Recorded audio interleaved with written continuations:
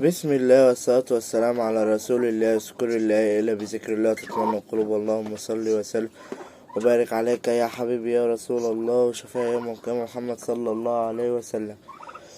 طبعا النهاردة يا جماعة الحلقة التانية من ازاي اعمل مشروع طيور عندي على السطح او في بلكونة.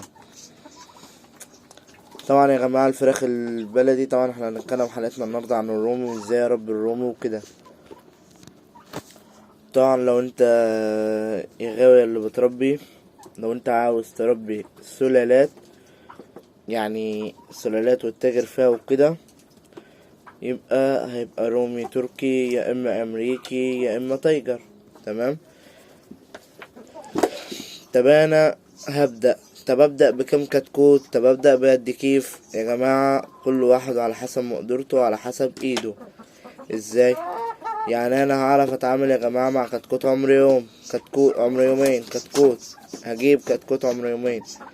لا، انا هتعامل مع كتكوت عمر شهر، اجيب عمر شهر. تمام. انا يا جماعه لما جبت الرومي كبير، جبت 14 ونص.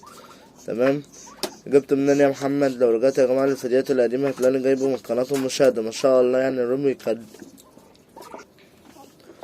الرومي كان صغير وكده، بس ما شاء الله تبارك الرحمن بدأ ان هو رفع معايا وزاد وكده. يعني برضو الرومي لما جبته قطع كام عليك مواصلات يا محمد؟ قطع بالظبط لحد ما وصل بيته، ما وصل البيت هنا يا جماعة قطع 1010.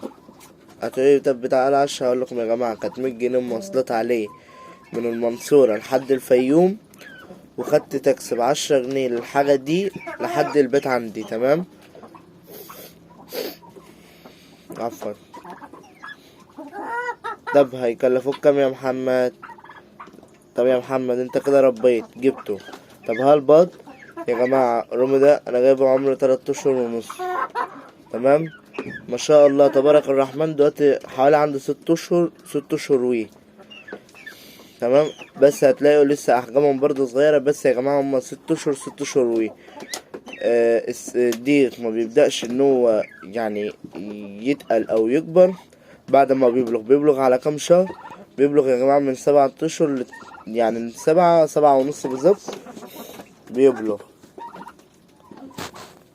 ما بيبلغ يا جماعة بيبدأ بقى ان هو يكسر على النوتي بتبدأ تبيض. تمام.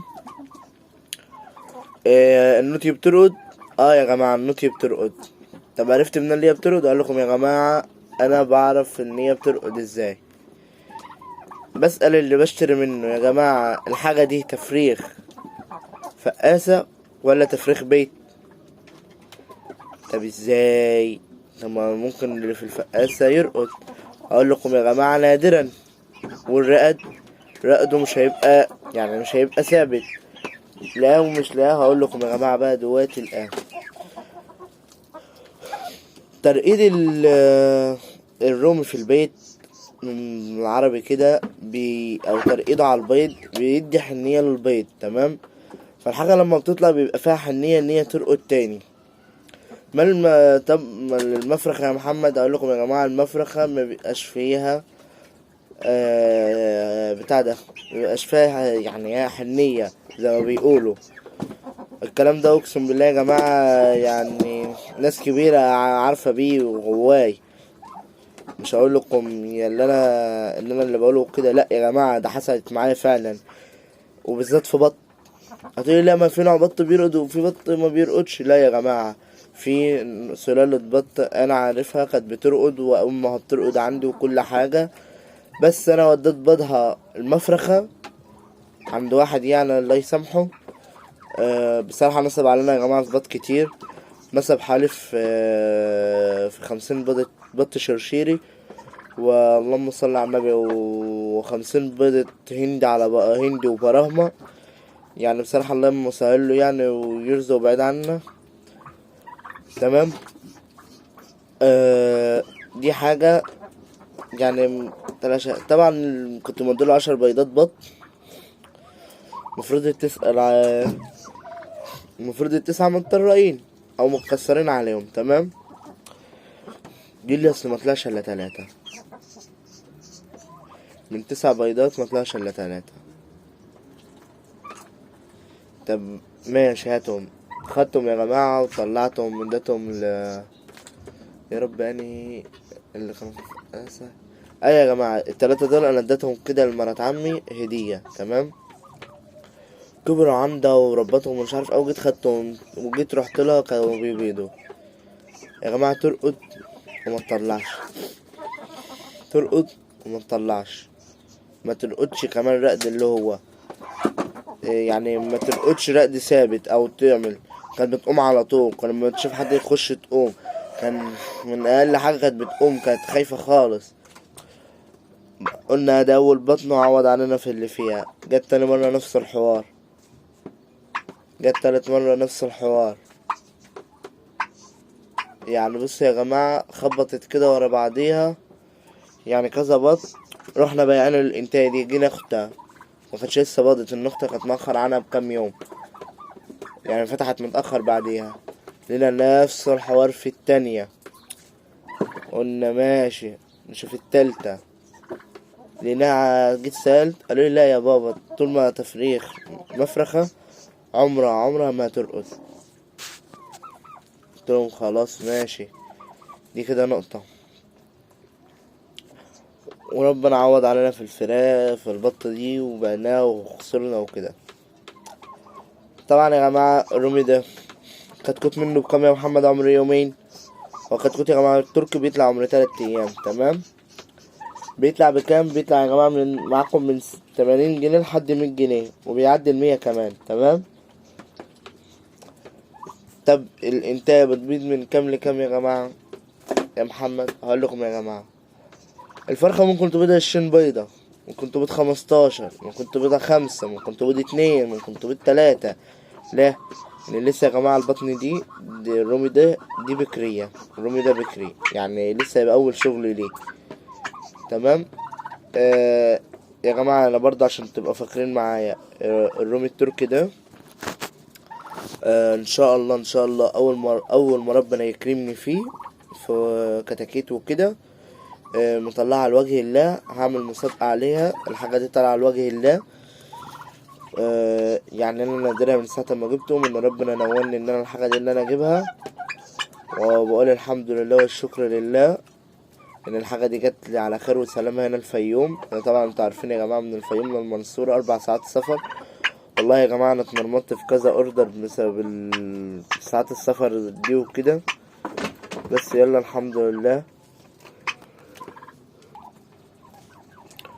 طبعا يا جماعة الاسماء دي انا كنت عارضها للبيع، وقلت اللي عاوزها يكلمني، تمام. انا في الفيوم، لا عايز حاجة زي كده يا جماعة يكلمني. طبعا الرومي ده كان موجود، هما ديك جوز ديك وجوز فراخ. طبعا احنا خدنا الديك والفرختين، والديك التاني عند واحد يعني عندي هنا في الفيوم، بس والله ما اعرف هو عايش ولا ميت، صاحي ولا مذبوح، والله ما فاكر، تمام. ما سألتوش بصراحة لحد دلوقتي. طبعا انا جبت ديك ورومي، ديك وفرخة سود، تمام. ديك وفرختين سود. طبعا في فرخة طارت مني، يعني عوض عليها ربنا فيها، طارت وانا ما كنتش اعرف. طلعت من العشة وكده، ف عادي يعني ما لقيتهاش، او بمعنى صح اللي نام اللي مسكها ونام عليها انا مش مسامح فيها وكده، تمام. بسم الله ما شاء الله، شايفين يا جماعة الفراخ الخير قدوم على الوردين ما شاء الله. ال3 فراخ عاوزين يبيضوا، الله اكبر الله اكبر الله اكبر. طبعا الفرخة يا جماعة اللي جوه دي بحس ان هي بتخنن يا محمد. ايوه والله يا جماعة، ان هي كانت عمالة تلم عفش ومش عارف ايه، عمالة تحوط حواليها وبترقد، وبقول يا رب ترقد. ركت ورقدت هتبقى حلو اقسم بالله يا جماعة، تمام. دي كده حلقتنا عن الرومي. يا ريت يا جماعة اللي عايز يستفيد بحاجة في الرومي يقول لي. عايز تعرف تجيب اعمار ايه؟ هقولك تجيب من عمرين، من عمر شهر، او من عمر شهر ايوه، من شهر ل3 اشهر لحد 5 اشهر. يعني معاك من اول ما الكتكوت يتم شهر لحد 5 اشهر تقدر ان انت تجيبه وتبقى ضامنه. تمام. ما يجيش حد يقولك تعالى ده انا عندي اسرة كبيرة وشغالة والسعر دي. لو انت حد ما تعرفوش، مش كل الناس تأمنوا لها، مش كل الناس تعرفوا تدولها، او الحاجة بتاعتها تبقى نظيفة. تمام. انا بالظبط يا جماعة الرومي ده مكلف عليا لحد الان مصاريفه بس شهرين ونص دول او 3 اشهر لوحديهم صارفين 800 جنيه. ما شاء الله، يعني صارفين 800 جنيه لوحديهم. هتقولي 800 جنيه على ايه وما فيهم ايه؟ اقول لكم لا يا جماعه، صارفين 300 جنيه عشان اول ما جو انا وكلت لهم علفه صافي لوحديهم، وكانوا محبوسين في الاوضه دي قبل ما احط فيها الوادي والحاجات دي. تمام. دي كده مهمتنا انتهت في الرومي. يا ريت اللايك، الاشتراك في القناه، تفعيل زر الجرس، سبسكرايب يا جماعه. تمام، عشان يوصل لكم كل جديد معانا. والسلام عليكم ورحمه الله وبركاته.